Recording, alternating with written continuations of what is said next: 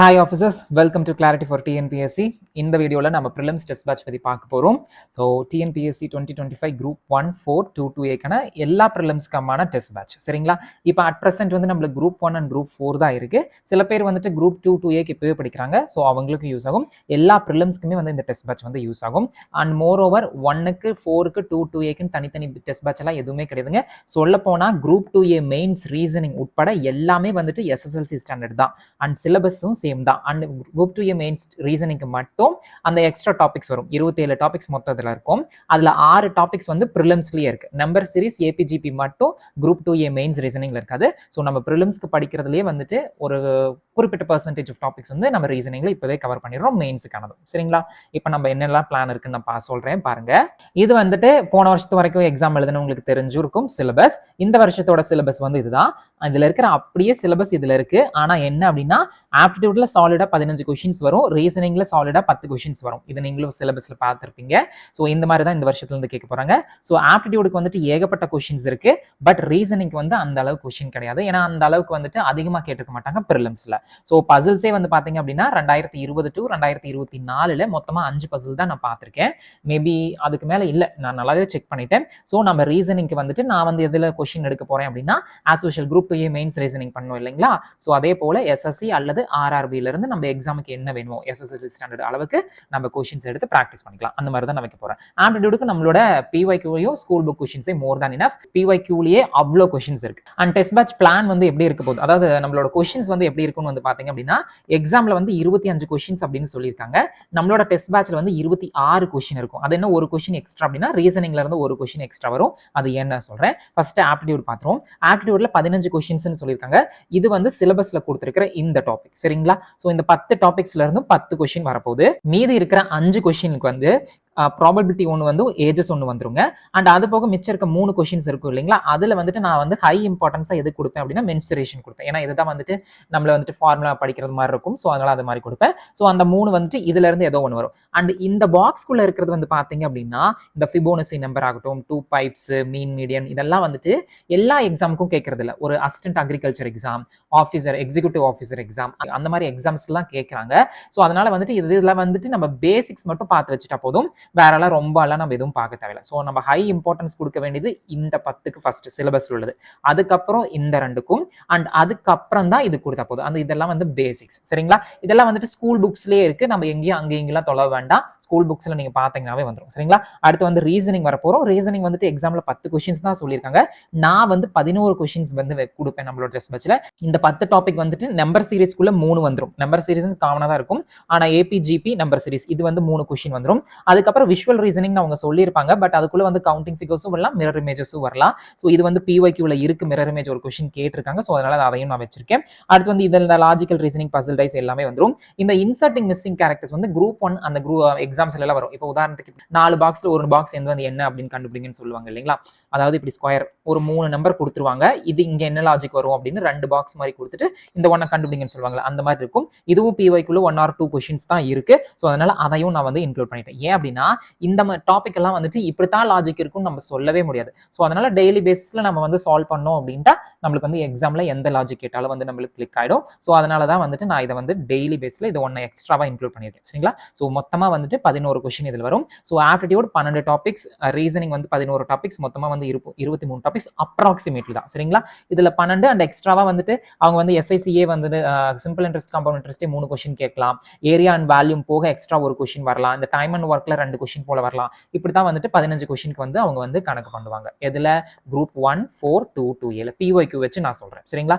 And இது வந்து test பேட்சோட plan உங்களுக்கு நான் வந்து கமெண்ட் செக்ஷன்ல கொடுத்துருப்பேன். பிடிஎஃப் டிரைவ் லிங்கா நீங்க வந்து டவுன்லோட் பண்ணிட்டு இந்த பர்டிகுலர் பேஜ் வந்து பிரிண்ட் போட்டு வச்சுக்கோங்க. எதுக்காக பிரிண்ட் போடணும் அப்படின்னு சொல்லுன்னா இந்த இடத்துக்கு ஒரு காலம் இருக்கு பாத்தீங்களா, அந்த மார்க் செக்யூர்ட் அப்படிங்கிற ஒரு காலம். நீங்க டெஸ்ட் எடுத்து முடிச்சது நீ ஆப்ல வந்துட்டு எல்லாமே வந்துடும். நீங்க வந்துட்டு எவ்வளோ கரெக்ட், எவ்வளோ ராங்கு, எத்தனாவது ரேங்க் எல்லாமே கொடுத்துரும். எவ்வளோ கொஸ்டின்ஸ் வந்து கரெக்ட், எவ்வளோ கொஸ்டின்ஸ் வந்து ராங் அப்படின்னு. நீங்க வந்து என்ன பண்றீங்க அப்படின்னா நீங்க இந்த ஃபர்ஸ்ட் டெஸ்ட்டுக்கு வந்துட்டு எவ்வளோ மார்க் எடுத்தீங்க அப்படின்னு இதுல லைனா நோட் பண்ணிட்டு வாங்க. நான் வேணா எக்ஸலோட பிடிஎஃபையும் கொடுக்குறேன். இது கொஞ்சம் குட்டி, இதுல உங்களுக்கு குட்டியா தெரியும். பட் எக்ஸலோட லிங்கையும் நான் வந்து உங்களுக்கு கொடுக்குறேன்.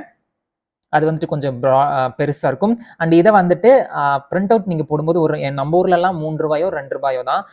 உங்க ஊர்ல எவ்வளவு நீங்க பாத்துங்க. பிரிண்ட் அவுட் போடும்போது லேண்ட்ஸ்கேப் வச்சு மோடு போடுங்க. லீகல் ஷீட்ல போடுங்க. தயவு செஞ்சு A4ல போட்டீங்கன்னா வந்து இடம் பத்தாது. ஸோ லீகல் ஷீட்னு சொல்லி ஒரு ₹5 வாங்குவாங்கன்னு நினைக்கிறேன். மீறி போனா ₹10 வருங்க. சரிங்களா? பிரிண்ட் அவுட் போட்டு வச்சுங்க. இந்த மார்க் நோட் பண்ணிட்டே வரும்போது தான் நம்மளுக்கு வந்துட்டு நம்மளோட இம்ப்ரூவ்மெண்ட் எவ்வளோ அப்படின்னு தெரியும். நான் குரூப் 2A மெயின்ஸ் ரீசனிங்க்கு இது நான் சொல்லியிருப்பேன்.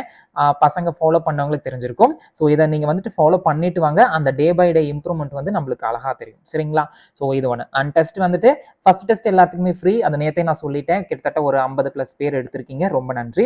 அண்ட் அடுத்தடுத்து வந்துட்டு அது வந்துட்டு டியூஸ்டே ஃபுல் ஃப்ரீ டெஸ்ட்டாக போயிடும். அதுக்கப்புறம் வந்துட்டு வெனஸ்டேலேருந்து டெஸ்ட் ஸ்டார்ட் ஆகும்.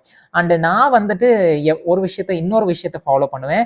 அந்த ஏர்லி மார்னிங் 3:30. நான் ஏர்லி மார்னிங் 3:30 வந்துட்டு பேங்க் எக்ஸாம் படிக்கும்போது தான் நாங்கள் ஃப்ரெண்ட்ஸ் வந்துட்டு ஒருத்தர் எழுப்பி விட்டுட்டு கால் பண்ணிட்டு, ஏன்னா சில சமயம் நம்மளுக்கு இதுவா இருக்கும்ல, ஒருத்தர் நம்மளுக்கு கால் பண்ணி எழுப்பி விட்டா நமக்காக கூப்பிடுறான் அப்படின்ட்டு நம்ம அந்த மாதிரி எந்திரிச்சு படிப்போம்ல. ஸோ அந்த மாதிரி எந்திரிச்சு படிப்போம் ஒரு 3:30 மணிக்கு. ஸோ அதே மாதிரி அந்த ஒரு மெத்தட் வந்து எனக்கு ரொம்ப பிடிக்கும். ஐ மீன் கால் பண்ணி விடுறது இல்லை, அந்த 3:30 மணிக்கு எந்திரிச்சு நல்லா படிக்கிறது அப்படிங்கிறது.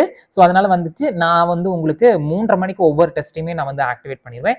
நீங்க எப்போ வேணா எடுத்துக்கலாம். அது வந்து உங்களோட சௌரியம். இத்தனை மணிக்கு தான் எடுக்கணும்லாம் அப்படி கிடையவே கிடையாது. அண்ட் டெஸ்ட்டும் வந்து அன்லிமிட்டட் அட்டம்ப்டா இருக்கும். நீங்க எவ்வளோ டைம்ஸ் வேணா நீங்க வந்து அட்டம் பண்ணிக்கலாம். அண்ட் ஒரு சில பேர் நீங்க நைட்டு படிப்பீங்க, ஒரு சில பேர் பகல்ல படிப்பீங்க. உங்களுக்கு எந்த சௌரியம் வேணுமோ அந்த சௌரியத்தை நீங்க எடுத்துங்க. ஆனா டே 1 அன்னைக்கு வந்துட்டு ஒரு அட்டம்ப்ட் கொடுக்குற மாதிரி தான் இருக்கும்.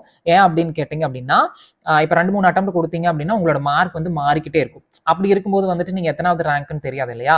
ஸோ ஃபர்ஸ்ட் டைம் எடுக்கும்போது தான் வந்துட்டு எத்தனாவது ரேங்க்னு அதுல வந்து ஷோ பண்ணும். ஸோ அதனால வந்துட்டு அந்த டே 1 அன்னைக்கு மட்டும் நான் வந்து ஃபர்ஸ்ட் ஒரு அட்டம்ப்ட் மட்டும் கொடுப்பேன்.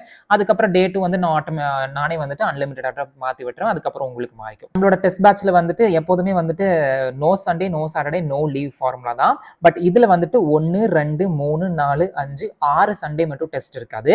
ஸோ அந்த ஒரு வாரத்துக்கு ஒரு 6 நாளைக்கு டெஸ்ட் எடுத்திருப்பீங்க இல்லைங்களா? அந்த 6 நாள் எடுத்த டெஸ்ட்டை ஒரு ரீகாலா என்னெல்லாம் தப்பு பண்ணியிருப்பீங்களோ அதை வந்துட்டு நீங்களா சண்டேக்கு பார்க்குறீங்க. நான் வந்துட்டு சண்டே அன்னைக்கு எதுவுமே கொடுக்க மாட்டேன். நீங்களா வந்து ஆப்ல ஓப்பன் பண்ணி நீங்க அந்த 6 டெஸ்ட்ல என்னெல்லாம் மிஸ்டேக்ஸ் பண்ணியிருக்கீங்களோ அந்த மிஸ்டேக்ஸை திரும்ப கோ த்ரூ பண்ணுங்க. இல்லை ரீ அட்டம்ப்ட் எடுத்து கொடுத்து பாருங்க. சண்டே அன்னைக்கு டே பை டே பண்ணும்போது இம்ப்ரூவ்மெண்ட் தெரிஞ்சிடும். இந்த 6 சண்டே மட்டும் அதை ஃபாலோ பண்ணிட்டு அதுக்கப்புறம் எந்த சண்டேவும் வந்துட்டு லீவே இருக்காது, லைனா போயிடும். சரிங்களா? 13/6 வரைக்கும் நம்ம ஃபுல் டெஸ்ட் வந்து 75 டேஸ் எக்ஸாம் முடிச்சிருப்போம். அதுக்கப்புறம் வந்து பாத்தீங்க அப்படின்னா 14/6, 15/6, 16/6 வந்து 3 நாள் லீவா இருக்கும். 3 நாள் ஏன் லீவா இருக்கும்னா 15/6 வந்து குரூப் 1 ப்ரிலிம்ஸ். ஸோ குரூப் 1 ப்ரிலிம்ஸுக்கு எப்போதுமே எக்ஸாமுக்கு முந்தின நாளும் சரி அடுத்த நாளும் சரி நான் எக்ஸாம் டெஸ்ட் நான் கொடுக்கவே மாட்டேன். பிகாஸ் அது கரெக்டாகவும் இருக்காது எடுக்கிறது. ஸோ அதனால வந்து அந்த 3 நாள் மட்டும் இருக்காது. அண்ட் அதுக்கப்புறம் வந்து பாத்தீங்கன்னா குரூப் 1 தான் இந்த வருஷம் எழுத போற ஃபர்ஸ்ட் எக்ஸாம், அதாவது சிலபஸ் அந்த பேட்டர்ன் மாத்தினதுக்கு அப்புறம். ஸோ அதனால அதுல எதுவும் ஆப்டிடியூட் அண்ட் ரீசனிங்ல புதுசா கொண்டுட்டு வந்தாங்கன்னா, புதுசா வரைக்கும் எதுவும் இல்லை, பட் எதுவும் கொண்டுட்டு வந்தாங்க அப்படின்னா அதை வந்து குரூப் 4க்கு இம்ப்ளிமெண்ட் பண்றதுக்கு 17ஆம் தேதியில இருந்து டெஸ்ட் எடுப்போம் இல்லைங்களா?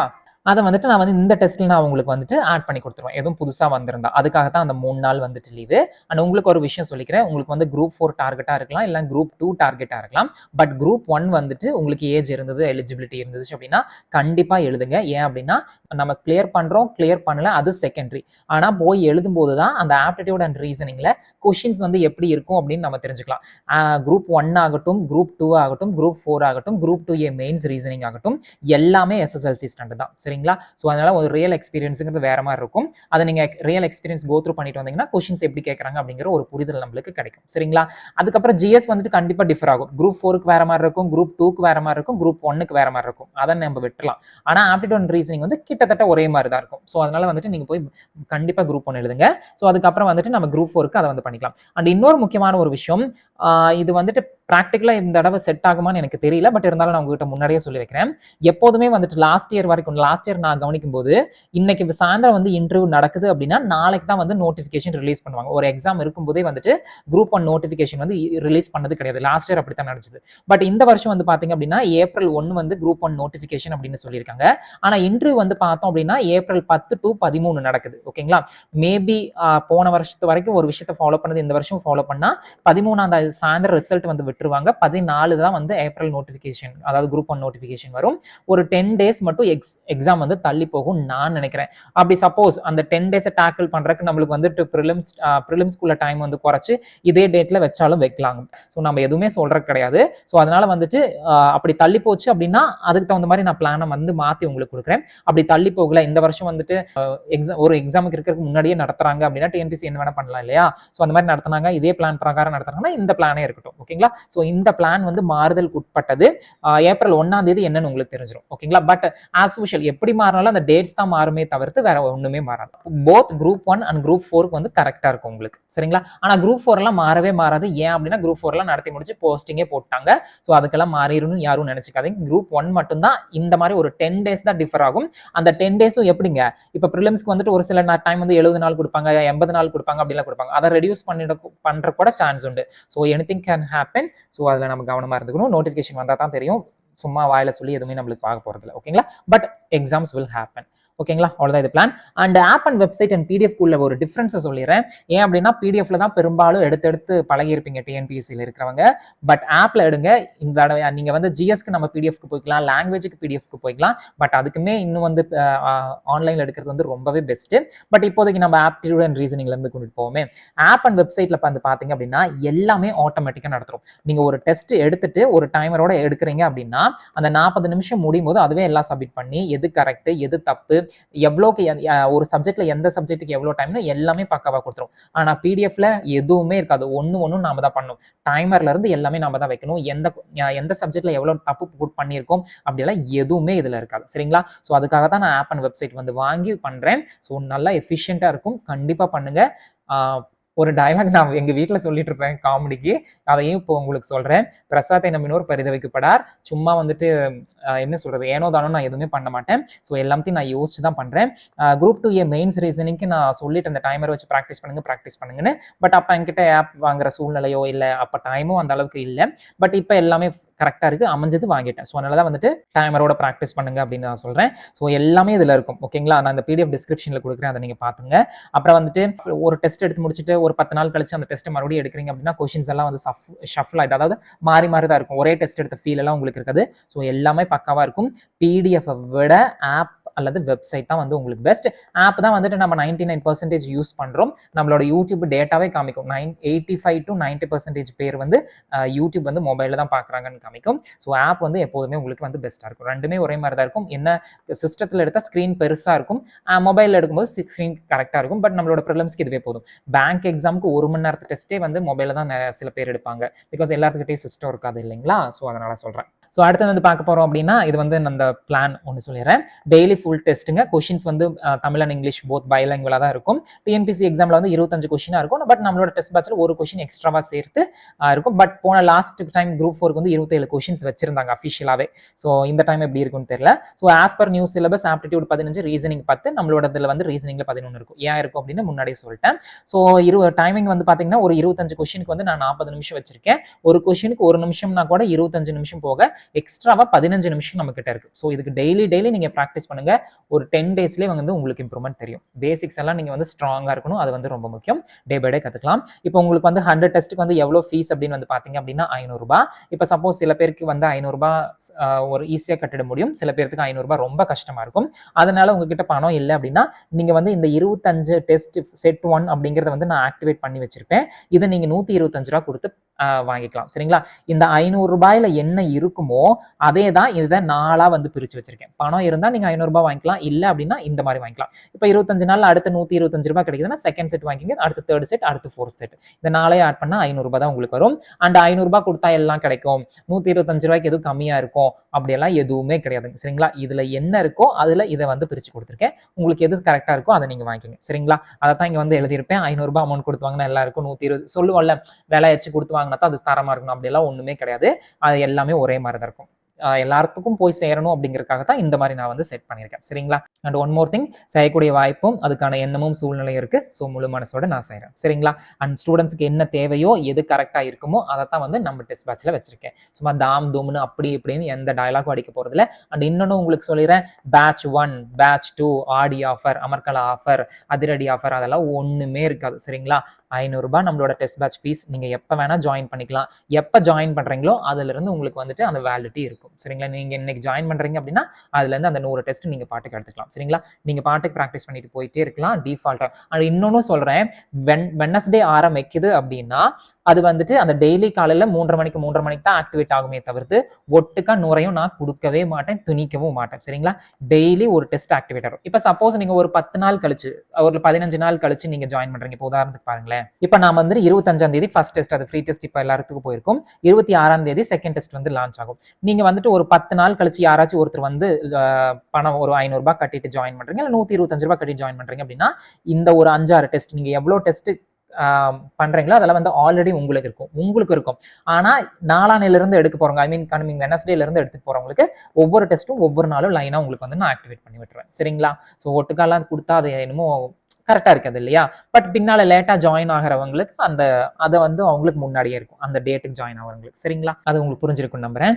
அண்ட் அடுத்தது வந்துட்டு இது வந்து நம்மளோட ஆப் லிங்க் பிளே ஸ்டோர்ல போயிட்டு கிளாரிட்டி ஃபார் டிஎன்பிஎஸ்சின்னு கொடுத்து நீங்க டவுன்லோட் பண்ணிக்கலாம். இல்ல அப்படின்னா பிடிஎஃப்ல நீங்க இந்த டச் ஹியர் இருக்கிறத டச் பண்ணி இந்த மாதிரி ஓப்பன் ஆகும் உங்களுக்கு.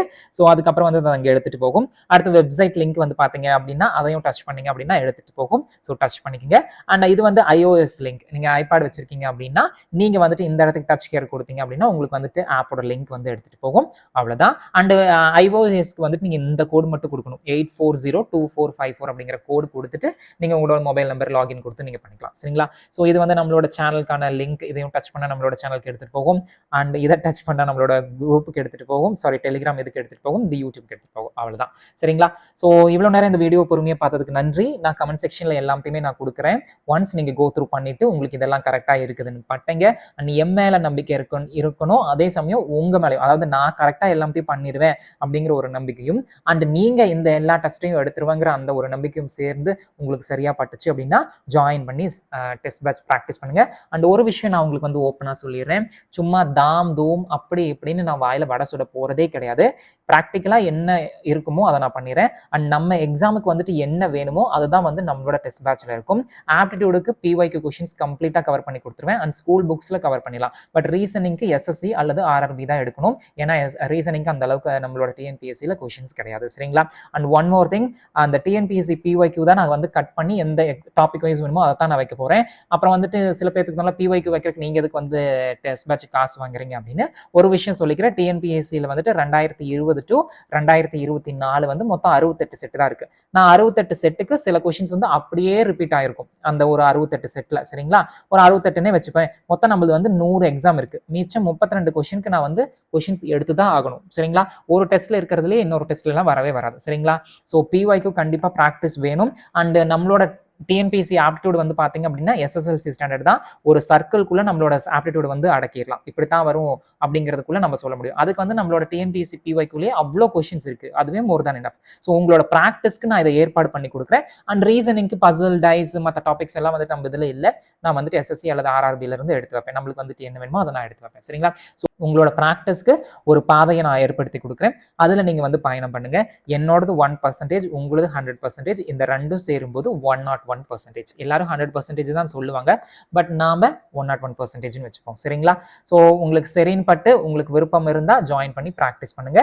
மற்றபடி சும்மா ஹைஃபையா இருக்கும், அப்படி இருக்கும், அது இது அதெல்லாம் எதுவுமே இல்லை. ஓகேவா? ஸோ இதுதான் என்னோட விஷயம். உங்களுக்கு தெளிவா சொல்லிட்டேன்.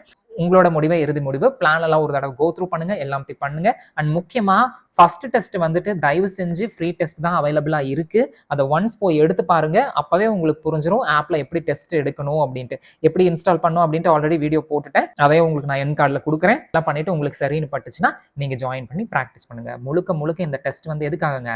ப்ராக்டிஸ்க்காக மட்டுமே. சரிங்களா? அண்ட் இதை உங்களுக்கு தெரியாத ஒண்ணுமே இல்லை, இருந்தாலும் நான் உங்களுக்கு ஞாபகப்படுத்துறேன். டெஸ்ட் பேட்ச் ஜாயின் பண்ணிட்டா நம்ம வந்து ஆப்டிடியூட் ரீசனிங்ல ஃபுல் ஸ்கோர் எடுத்துடலாம்னு நினைச்சோம் அப்படின்னா கண்டிப்பா முடியவே முடியாது. நாம டெய்லி பேஸில் ப்ராக்டிஸ் பண்ண வேண்டுங்க. சரிங்களா?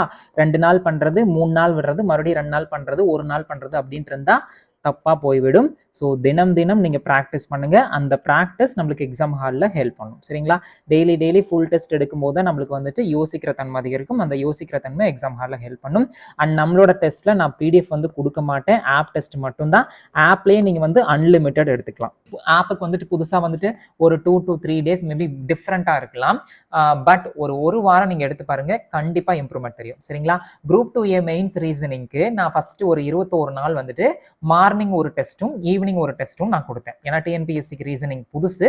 ஸோ அதனால் இப்படி பசங்களை ட்ரெயின் பண்ண வைக்கணும் அப்படின்னு கொடுத்தேன். 2வது நாளே வந்துட்டு சில ஸ்டூடெண்ட்ஸ் வந்து எங்களால் முடியல, 40 கொஷின் மட்டும் கொடுங்க அப்படின்ட்டாங்க.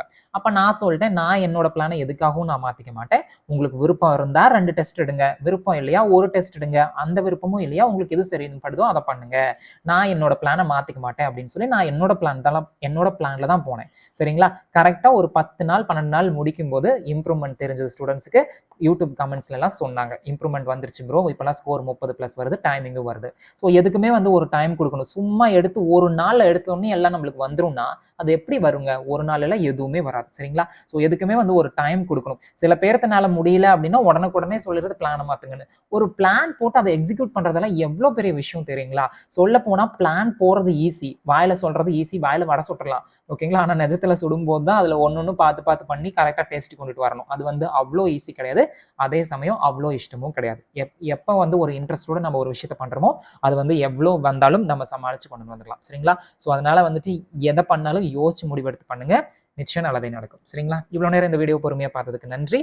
Thank you so much. Take care. பாய்.